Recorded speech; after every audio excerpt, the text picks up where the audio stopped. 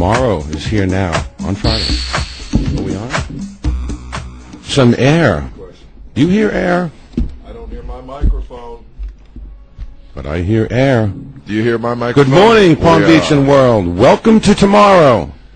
This is a show brought to you by Worldwide Publishing, literaturebroadcasting.com. That's where we bring you authors each week, new talent, new stories to tell. We have the pleasure of bringing on the show today Mr. Solly Border, author of Doomsday on the Black Sea. Here's his book. And he is going to be talking to us on the show today live about Doomsday on the Black Sea. It's about Romanian Jewish refugees that were stuck on a bad ship called the Struma in the German War, World War II, and it was sank by the Russians with a torpedo. It's a true story, sad but true, and Mr. Border is going to be talking about the book and what he had in mind when he wrote this book. Anyway, if you've got a manuscript, or if you have a book published or unpublished and you'd like us to market it for you, we welcome you to call us on the show today. You know one thing about that book, Richard, by the way, this is Ed Heaney running for State Senator, District 27. A book that I found very interesting that was written by Solly Border is that there was an attempt to go to Istanbul, and Solly's three cousins and aunt were on board that boat. And after they fled Romania, about 800 people, they went to Istanbul, Turkey, and the Turks wouldn't let them disembark from the vessel. Then the English government got permission from the Turkish government to release the children from the boat. And they never did get off that boat, and then they were forced to sail after a month. And if I remember correctly, they knew that the Turkish government and the English government both knew that there was a Russian order to take down any ship that hit the high seas, whether it be merchant or it be a pleasure vessel or any kind of a vessel. And what ended up happening, if I remember, they got torpedoed. That's right. That's right. And they what happened was the ship was unseaworthy. Matter of fact, it would be the worst maritime over the years about that. And it was broke down in the Turkish harbor, and with a lot of political nonsense going back and forth, the 50 children were never released from the ship, and the ship was towed out to the Black Sea, and there was destroyed by Stalin. The Soviets ordered a... How many survivors were there? Like one. No, I think it was two. There was one survivor. We'll have to ask Solly that. I think there were two, because the two men met on a raft. I don't want to give the whole story away, but man, what an exciting story. And he's got documented films from the British Navy and from the Russian Navy. Right. So it's very, very exciting. I'm very encouraged by this book that you've discovered. Yeah, it's a very, very good story. It's a very sad story, but true. And the way that Mr. Border presents the story is impeccable. And he's a wonderful, wonderful storyteller. And you will enjoy, sadly enough, reading this book. And we welcome any callers to call in to speak with the author at area code 561-533. 6134 is our talk line. Actually, it's 6136. That's a new number, correct? Oh, I see. 6134. Yeah, we got 6134 is our number to call the studio. And I believe we have our author on the phone, Mr. Border. Good morning, Mr. Border. Yes, good morning. Richard Levine here. Yes, Mr. Levine, how are you? I'm terrific. And you, sir? No problem. And how is California? The most beautiful place on the face of the earth. Really? I haven't been out there. No, really. I need to. Oh, you got to come here and have a drink with me. Yes, sir. You're on the show, Tomorrow Show now, and we were just discussing the wonderful book, Doomsday on the Black Sea, the Struma. and we wanted to get your version or the reasons, or telling me about yourself as far as how you started. Tell me a little bit about yourself before you go into the book. Yes. As I mentioned, my name is Sali Border. I was born in Bucharest, Romania. Right. As a child, I suffered Nazi persecution, but at the end of World War II, my family and I were among the Holocaust survivors. Right after the war, it appeared that Romania might join the Western European countries in their post-war renaissance, but the spread of Soviet communism changed the geopolitics in Eastern Europe.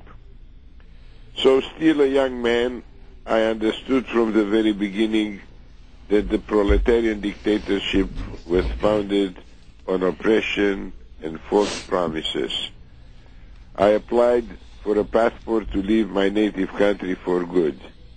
As a result, I was branded as a dissident. Nevertheless, I managed to go around the discriminatory regime's policies and completed my formal education, earning a chemical engineering degree.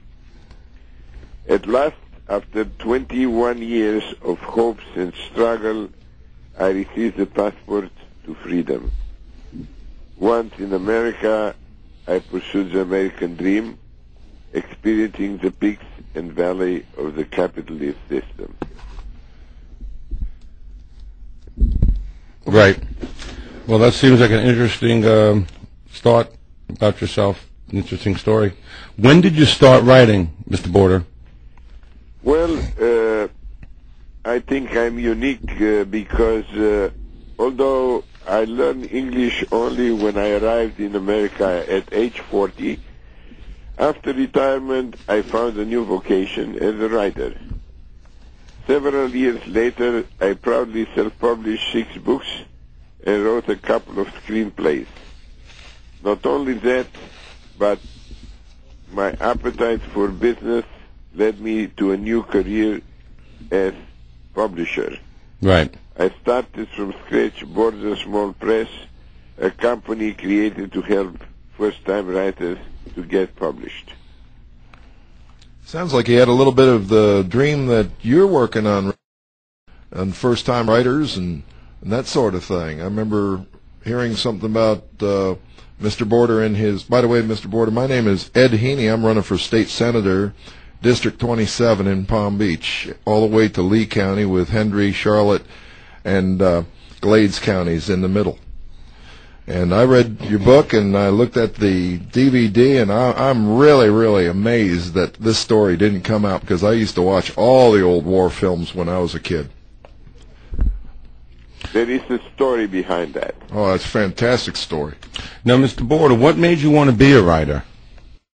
Lived under the most significant society of our times, Nazism, communism, and capitalism, I gathered a huge amount of experiences.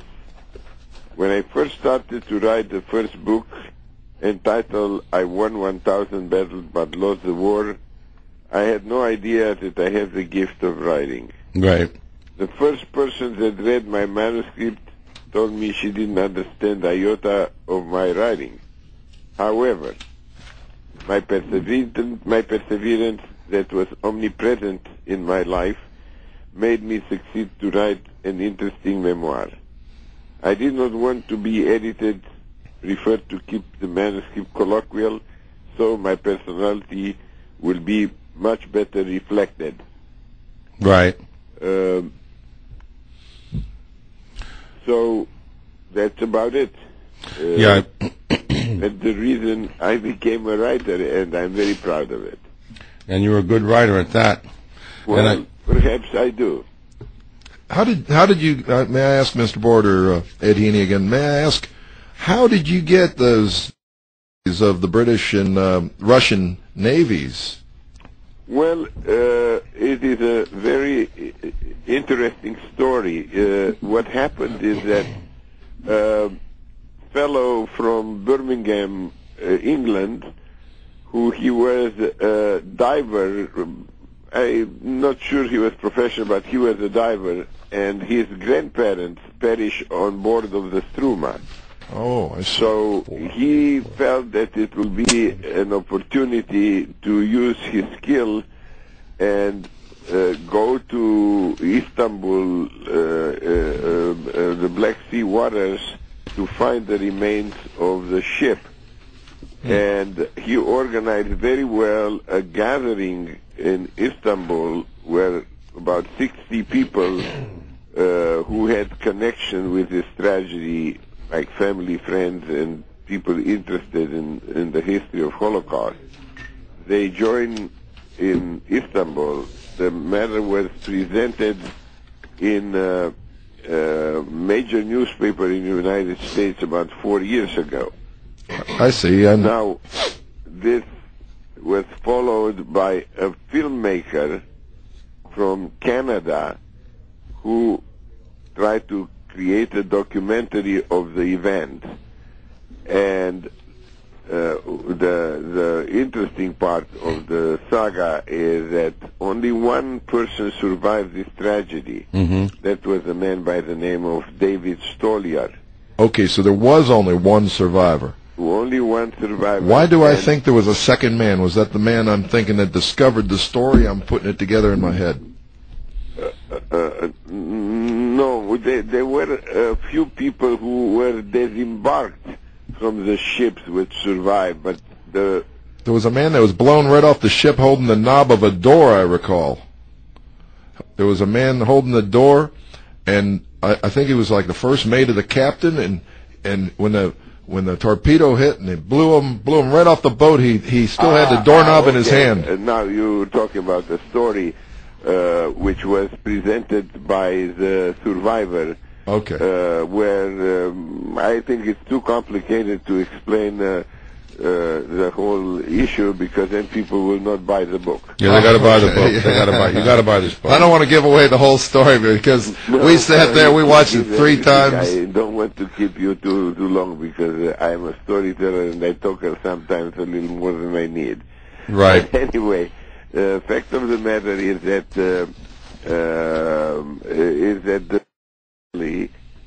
me, who, when I started to look into this tragedy to write about, I was in a situation where I was trying to find this survivor. So find him in this globe with 6 billion people. Where do you find him? And it was almost an impossibility. Wow. And yet, this event, which was triggered by that guy from England, made appearance of this gentleman. And we became friends. I met with him. He came to my home in California. And incidentally, amazingly, not incidentally, he lives next door to me in Oregon, in Bend, Oregon. Just a few hundred miles away from me. He married an American about 20 years ago, and he moved in Bend, Oregon. Wow. So when the film was done and everything, he sent me a couple of copies of the movie. So I can use this in my speeches, because I'm a guest speaker to many outlets here in my area, in the Bay Area, California, where I go and I enjoy telling the story to a mass of people. I get a tremendous satisfaction for doing this. Oh, well, Mr. Borda, why did you write this book? Well, why did I write the book? It is the fact that when I was 8-year-old kid, I was witnessing for the first time in my life mortality. My Aunt Anna, my mother's sister, she lost 3 children on the Struma. And when I saw that tragedy, the lamentation, that stick into my brain forever. Now, what happened is that lately I went to a similar tragedy when I lost my only son, who gave his life in the U.S. Army as a first lieutenant, a West Point graduate. And then I connected the two tragedies, and it was an obsession. So after I wrote my first book, and I saw that I can't do that, I started the second book, which was Doomsday on the Black Sea. Right. So I had a motivation which is beyond anything, and besides, it's a secondary story that my parents, who were at that time wealthy, and they paid for the astronomical prices of the trip to send these three children to death, and they lived with a guilt feeling for a long time of their life. Terrible. Well, Mr. Border, would you, again, anyone out there listening that would like to call in and speak to Mr. Border about his his phenomenal story about the Struma, please call us at area code 561-641-6533. I can't get my number straight. There you go, 561-533-6134. That's right, if you'd like to speak to Mr. Border. And at this time, and I'd like to ask or mention to anyone out there that has a book to get a hold of us at literaturebroadcasting.com, or you can call us at area code 954-327-3405. And we'd love to get your story and market your book or your manuscript worldwide. We take worldwide authors from everywhere. But Mr. Border, at this time, I would like to know if you would mind reading an excerpt from your book. Okay. Let me think about. I can do this efficient for the public, whether a story or the introduction. And I think the introduction would be more self-explanatory about what happened in those days. So I wonder, what would you think would be better to read for your listeners? What I think would be very good for you to read would be your introduction to your book. Okay, because just one thing to turn the page. That's a very, very interesting. It gives you a summation of a lot of the book. During the year 1940, Romania became part of the ruthless coalition known as the Axis Alliance. 1 year later, the Romanian army was ready to cross the Prut River along with the Nazi troops attacking the Soviet Union. Even so, anti-Semitism had long and deep roots in Romania. The influence of the Nazi ideology encouraged right-wing Romanian political factions to renew and intensify persecution of the Jews. As a result, many Jews realized their only hope of survival would be to flee the country and immigrate to Palestine. The worldwide Zionist movement was struggling to create a Jewish state in the Middle East. Unfortunately, Great Britain, holding a mandate in Palestine, opposed the establishment of a Jewish state in the region because of their interest in maintaining good ties with the oil-rich Arab countries. Under these circumstances, a group of unscrupulous promoters, taking advantage of the Jews' dangerous situation in Romania, bribed the authorities to allow a limited number of people leaving the country with destination Palestine via the hazardous war-torn waters of the Black Sea. Greedy to make quick profits, these businessmen renovated superficially an obsolete Bulgarian cattle and lumber vessel which plied the Danube River. In mid-August 1941, it was publicized in the Romanian press that a ship by the name of the Struma had government approval to carry Jews from their native country to Palestine. Thousands of people competed for a spot on the Struma, thus driving the ticket prices to astronomical levels. At 2:30 p.m. on December 12, 1941, This pseudo-passenger ship, woefully deficient in instrumentation, basic sanitation, and lifeboats, powered by a questionable rebuilt engine, left Constanza, the remaining port at the Black Sea, with almost 800 souls crammed on board. Registered under Panamanian flag, it was bound for the port of Haifa via Istanbul, Turkey. After numerous mechanical failures and delays in Turkish territorial waters and anchored near Istanbul. By then, the vessel was irreparable, unable to complete the journey to its destination. Word spread that the immigrants would have to disembark and continue their trip to Palestine by land, but the politically motivated British government refused to issue an authorization allowing the Jews to enter on the Holy Land. Furthermore, the Turkish government refused also to let the immigrants disembark.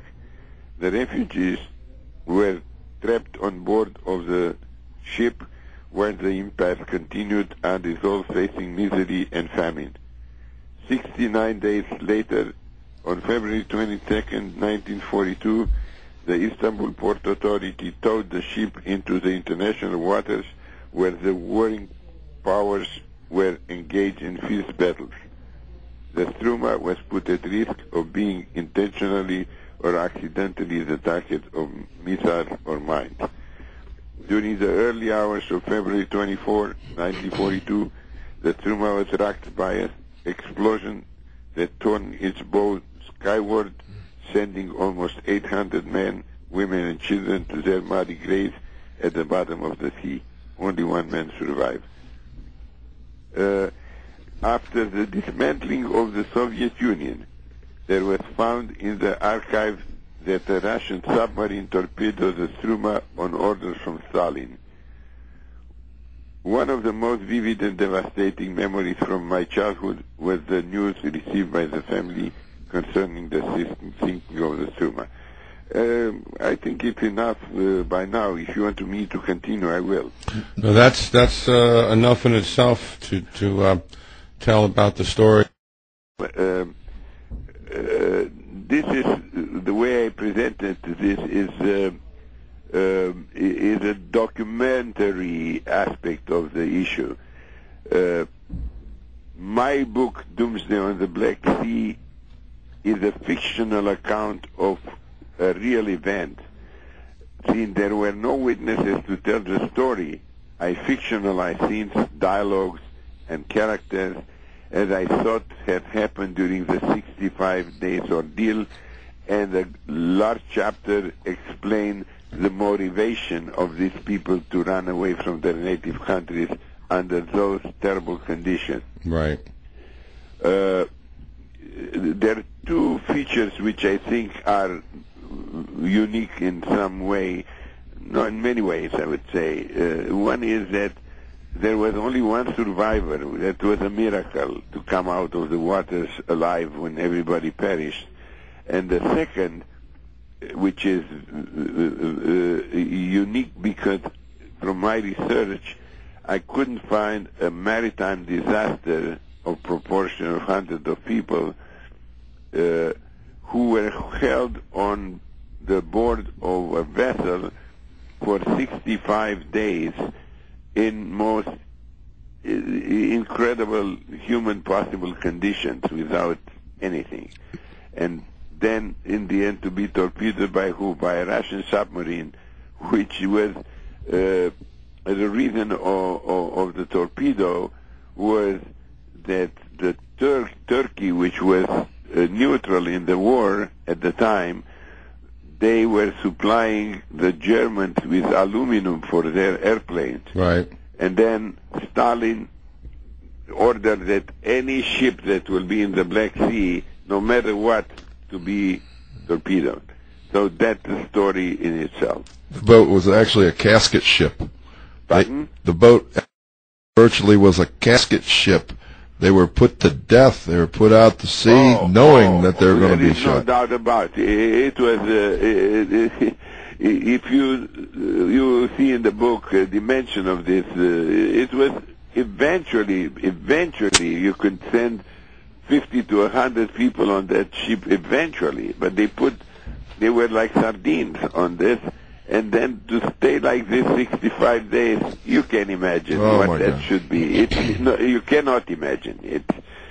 What I did in my quest for bringing up something special in this book is it is recognizable in the history of Jews that because of the tragedy that we lived overall after the Romans spread the Jews all over the world, we suffered a lot in so many instances, but suffering sometimes, in this case especially, created a nation to laugh on themselves.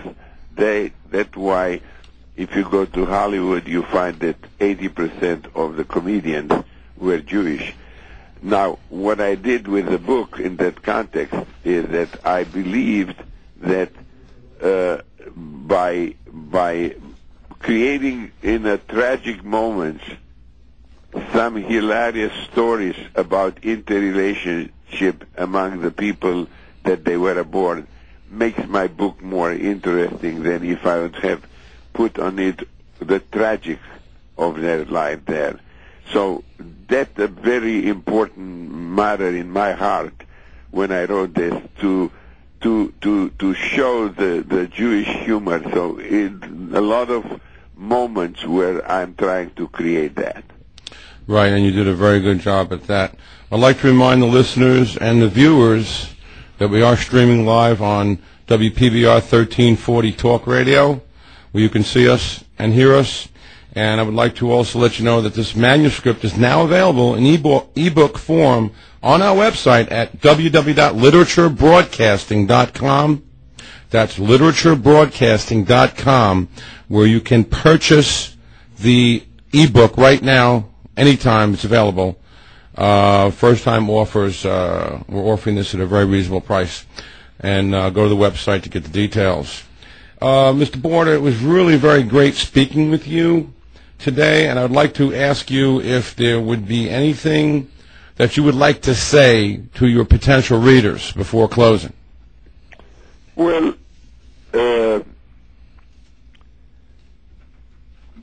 even though you've said a lot already.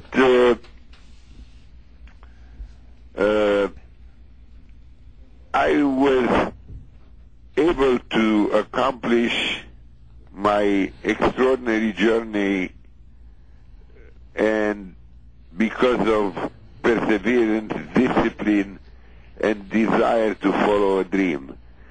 So if I could do what I've done, I would also recommend that anyone who has a manuscript, a novel, or a memoir could contact Mr. Levine, and we can provide you with an elegant book for a minimal price, a hardcover book in a very nice format, and I think that there are 40 million seniors in this country, of which only 1 per 1,000 had written a memoir.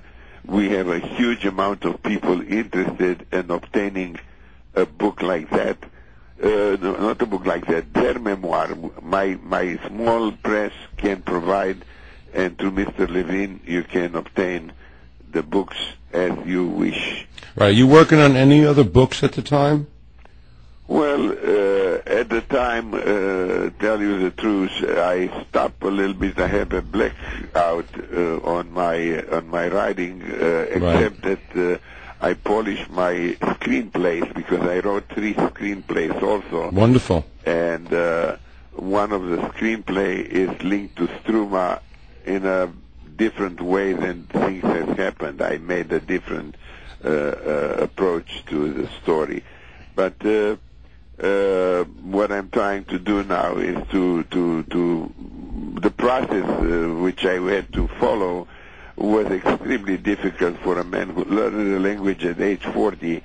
and I revamp all the time my materials to make it better and better. By doing this, I learn more. I am more able to put the words in a proper way, and still maintaining my style of talking. And well, you're doing a very good job at that. Well, again, I'd like to say that the manuscript is available on the website at literaturebroadcasting.com. You'll also be able to see and hear a video book presentation by the author, Mr. Solly Border, on that website. There'll be a short flick on the movie of the documentary. You'll be able to be introduced to the story and see firsthand what the book is about and have the opportunity to purchase it. Well, I'd like to sign off, Mr. Border, and thank you very, very much for coming on the show today. And it was a wonderful, wonderful interview, and we really look forward to speaking with you again. Thank you very much. I enjoyed it immensely. Bye. Right. Bye now. Wow. So, What a story. when I read that, it blew my mind to even think about a story like this that I didn't know. I mean, I'm of Jewish heritage myself, you know, and he's a Romanian. It sounds like it could have been a cover-up or something like that. Yeah, this is a story that needs to get out, and it's a great war story. Anybody that enjoys a war story from the old days in the 40s, and wow, really, really enjoyed this. Yeah, it was a great interview. Anyway, I'd like to remind the listeners again that anybody has a book or a manuscript out there, a story to tell, we want to tell it. We'll put you on the internet. We also do lectures now at the colleges. See, we find your fans for your manuscript. We don't make you print the books. We get everybody that wants to read your book. We find those fans for you. We market to the readers. We'd like to encourage everybody to grab a book and read. Again, at literaturebroadcasting.com, and you can reach us at area code 954-327-3405. We would like to let you know we have a very, very special message today from Marty the Martian, and it's coming from Mars. I hope the connection is good because you know how the cellular lines are. Marty and his friend Fly Guy have a very, very important message. Anyone that's listening on the radio right now that would like to get in front of a computer or has the opportunity to, you need to see this message because you've never seen anything like this before. It is a very controversial political documentary about what's happening in our times. It's very interesting. It involves Fort Lauderdale mayor. It involves a protest for a large group of individuals, and I think that you need to get in front of your computer and look at the video. That's www.talk1340wpbram.com. And we'd like, is Marty on? Are they ready for Mars? Hi, I'm Marty. Remember me? I'm coming to you today from Mars again. And I'm with my Fly Guy. Hi, Fly Guy. I'm bringing some very important information to the community today. It's really important for worldwide publishing. This is very important to all local, unpublished authors will, for the first time, have a platform to announce the publication of their new works. The educators and writing instructors will have an opportunity to submit their trained literary writers' manuscripts for broadcasting and publication. Wow! I have another message, or I should say, my friend Fly Guy over here. Say hi.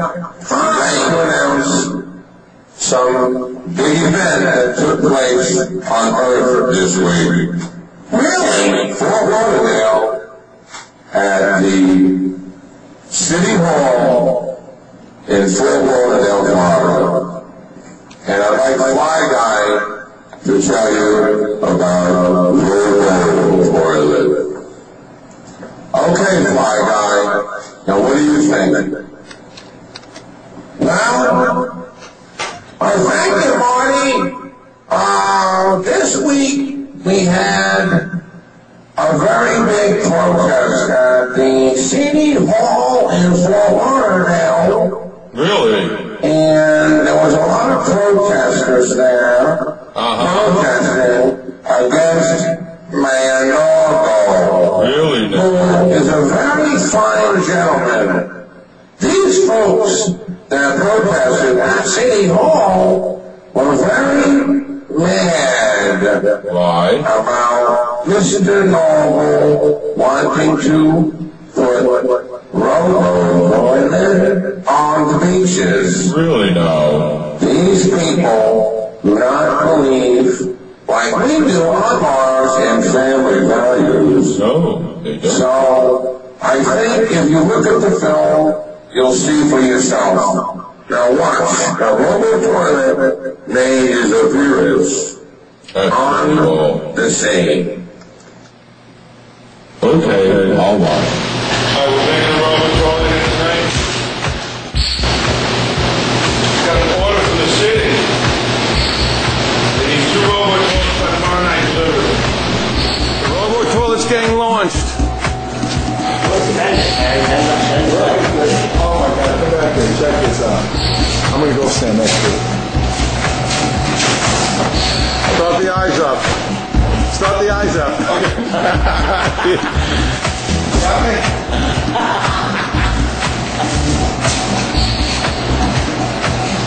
I am Robo Toilet. I am Robo Toilet and I'm looking at you. No gaze. Nothing's happened to his eyes. He doesn't know what he's doing in there. So you can give him an easier way to do it. With 2 pieces of metal. Come on, you're filming. You don't have to keep that bundle. That's all excess. Look at this. If you want, I'll put 2 pieces of red tape on the end. Robo Toilet, his eyes are looking at you, bro. And smiling at you.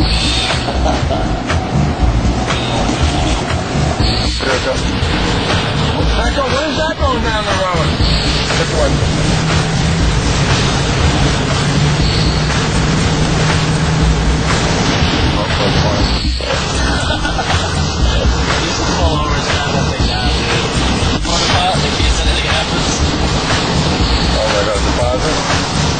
No, just how much it costs to buy it and crash it.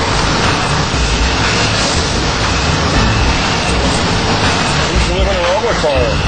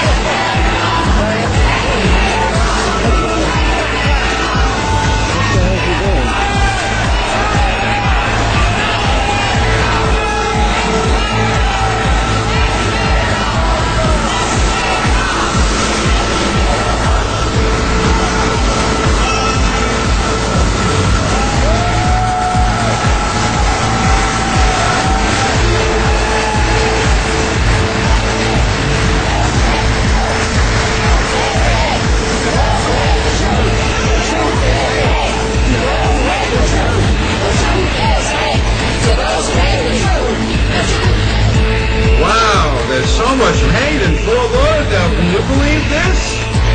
Mars isn't like this.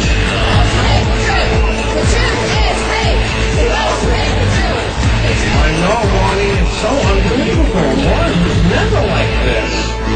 Hate to those who hate the truth. The truth is hate to those who hate the truth. The truth is hate to those who hate the truth. The truth is hate to those who hate the truth. The truth is hate to those who hate the truth. The truth is hate to those who hate the truth. The truth is hate to those who hate the truth. The truth is hate to those who hate the truth. The truth is hate.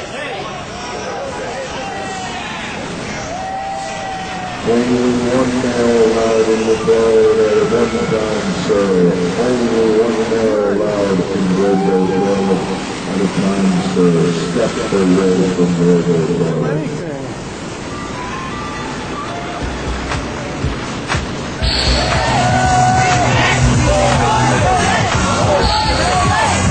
is our beautiful women going gay.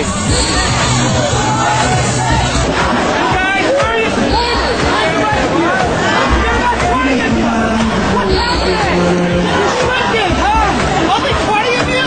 See, you got a problem. Even your brothers and sisters didn't come as short. Some of you have more than 5 brothers and sisters. You got no support, bitch.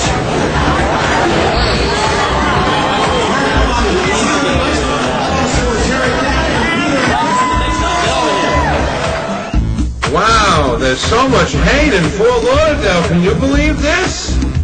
Mars isn't like this.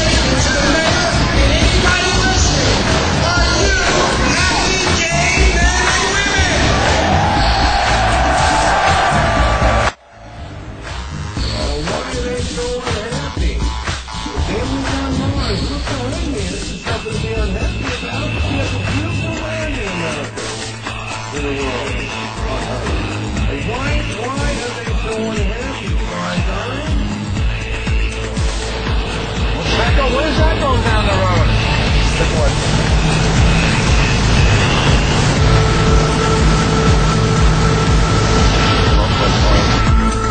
And while the sign is gone, the Robo spirit lives on. Oh my God, Robert Troy went that far down.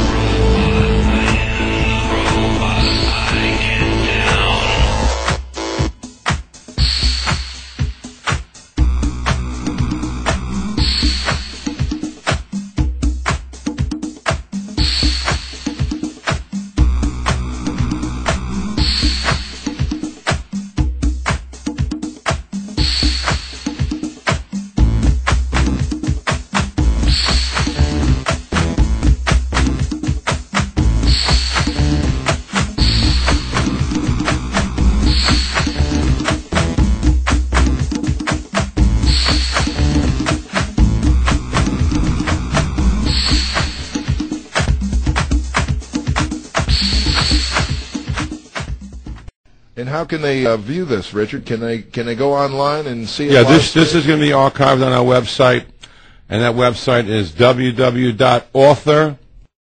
See this movie in its entirety on the show. Every show is archived.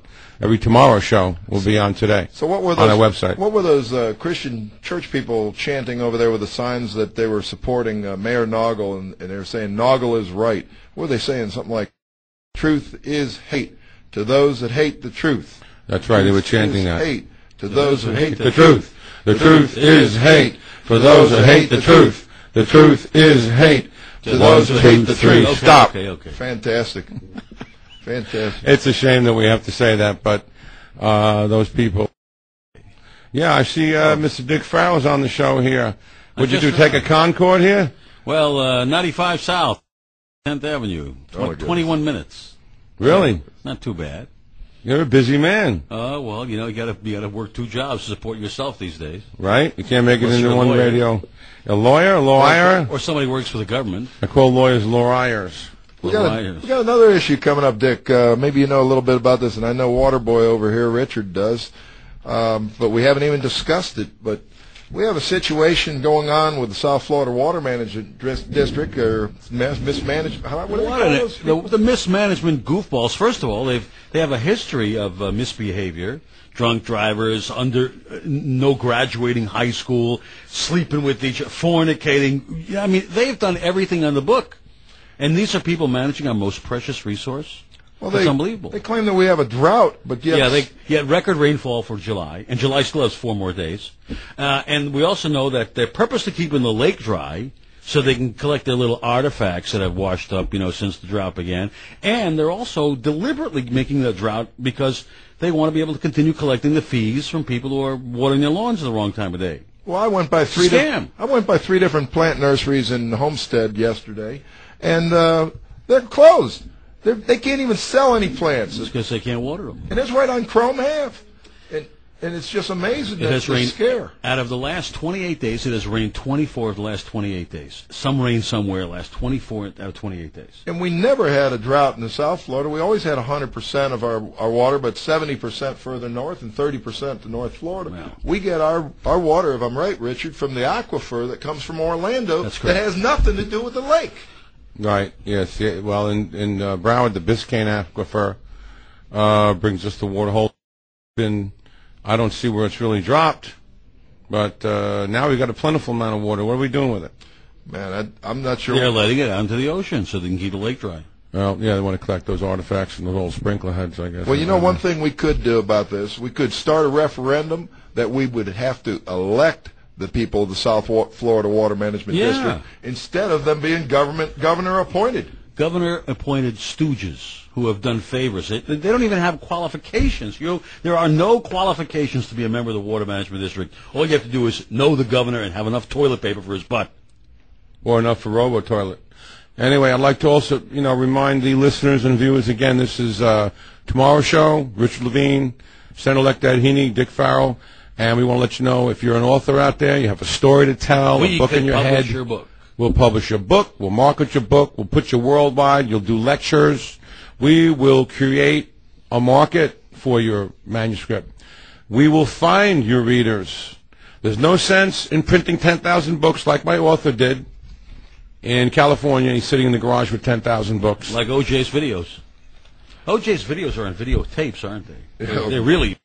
I've got a theory about that, but I wouldn't want to put the onus on it. So but anyway, maybe we can discuss that, what I think happened. Oh, yeah. But I'd like to mention the website, literaturebroadcasting.com. That's www.literaturebroadcasting. 3 W's. www. Make it 5. W times 3. Literature. You don't even need the W's anymore. You just got to say the name. Right. Literaturebroadcasting.com. Scripts. We had Solly Border, author of Doomsday on the Black Sea, the Struma today. His manuscript is available. And by the way, all of our manuscripts are available in every language. Oh, yeah. We're the only ones. Creole, German, French, Danish, Swahili. German, Swahili, and not Pig Latin. But in all seriousness, we do offer books in any language. And we can, you can come up and buy that e-book anytime you like. There's a similar story to Sully's book about the boat torpedo by the Struma. It happened. A similar thing kind of happened in Soviet territory on July 4th, 1946. A housing complex where many Jews lived suddenly found themselves surrounded by the police, and there was gunfire because by this time the Jews had armed themselves. They had had enough from World War II. And there was a shootout there between Soviet police and the Jews. 82 people died, including some children, and it was all over a misunderstanding on the 4th of July, 1946. I forget the name of the town, but I'll eventually remember it. There's a book somewhere in this story, don't you think? Like Minsk, Vernon, Yeah, right. Something like that. Yeah. Well, I'm really encouraged because I've been writing since 1993, and I've got the equivalent of 4 books not finished, and I want to get my book out someday, Richard. So I hope that you'll be able to help me. Well, yeah. There's a great book happening right now, right before our very eyes. Drunk NASA Spaceship Pilots. How they pull them over? Yeah, I know. Who's watching the speedway up there? It turns out that NASA reported today that their people have been going to work drunk. And we're talking about flying supersonic jets, space aircraft, and they're drunk. They're teetotalers. They can't stay between the stars. You Listen, I want to also mention All Events Rental, one of our toilets, tables, chairs, dance floors, stages, and more. They do it all. They do it all. They're in Fort Lauderdale. The number is 954-791-4747, or you can call them toll free at 1-866-791-4747. They have a website also,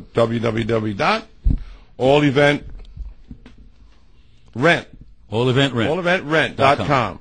Like I say, they have everything that you need for your party and all your events. But if a city needs a robo-toilet to come to town to preach what they against gay agenda, what would we do? Would we have them contact Worldwide Publishing or offer free to air? We can have them contact Sen-elect Ed Heaney. When are we gonna then we'll put them in touch. When are we going to get Mayor Nagle on? Is he going to come on the show? He was away, swamped, because he's been away for a few days. But he did respond to you. He did respond and said that he'd like to check his schedule, and I believe he'd like to come on, and he may come on soon. I'm going to verify that. Tomorrow. But I would like to also mention next week's show. We've got another fabulous author, Mr. Donovan Harrison, Last to Surrender. It's about the last Cherokee Indian general to surrender in the Civil War. Wonderful, wonderful story. Donovan Harrison from Kansas will be on with us. Would be a Cherokee chief or a Cherokee general? And they made a stamp out of him. Well, that's interesting. As my uncle won the Wounded Knee Reservation verdict in 1973 for the Lakota Indians. Right. Stan Wadey was the general, and he'll be on with us next week. We look forward to that experience.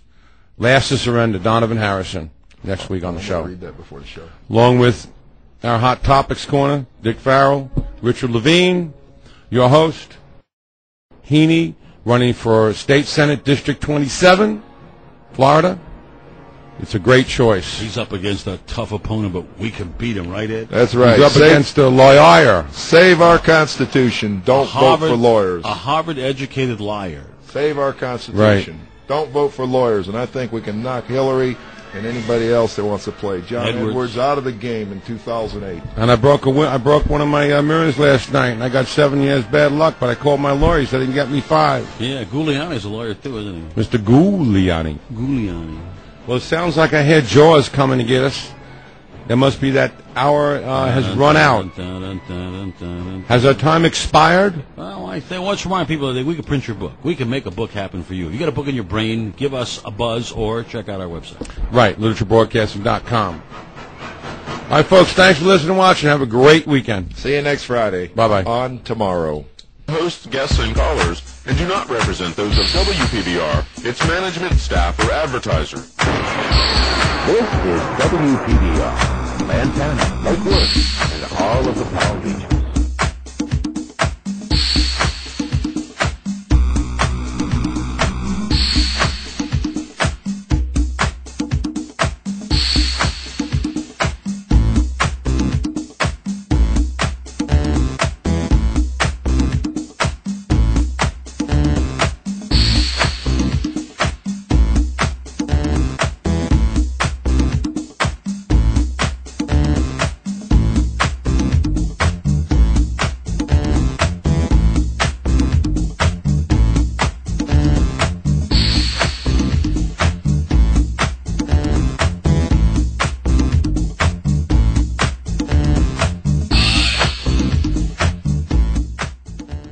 Coming up on the next Tomorrow Show. Author Donovan Harrison. Last to Surrender is a book about a war, a people, and a man. Last Cherokee general to surrender. And his name is Stand Waiting. Also, Hot Topics. Ed Heaney, Senator-elect, District 27 will be on. If you got a book going on in your head, or you've written a manuscript, we can publish you and make you a star. Tune in Friday for details. 10 to 11 on Talk 1340 WPVR, where you're star.